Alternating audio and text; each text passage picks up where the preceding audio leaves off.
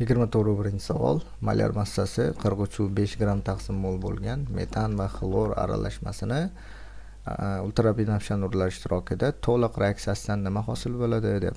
Dastlab qiladigan ishimiz mol nisbatini aniqlab olishimizga to'g'ri keladi. Metan va xlordan iborat aralashma ekan. Mol nisbatlari noma'lum, o'rtacha molyar massasi ma'lum. Bittasini 1 mol, keyingisini x mol qilib oldim.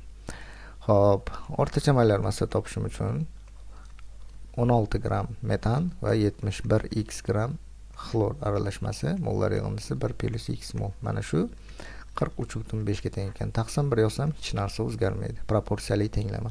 Ya'ni 16 plus 71 x imiz teng bo'ladi 43,5 plus 43,5 x ga teng bo'ladi. Buni hisoblaydigan bo'lsak 27,5 x teng bo'ladi 27,5 ga. X imiz teng 1 ga. Ya'ni 1 ga 1 mol nisbatda reaksiyaga kirishgan ekan. Metan xlor bilan reaksiyaga kirishdi. Hosil bo'ladi xlor metan va vodorod xlorid. Nega desa 1 ga 1 mol nisbatda reaksiyaga kirishgan.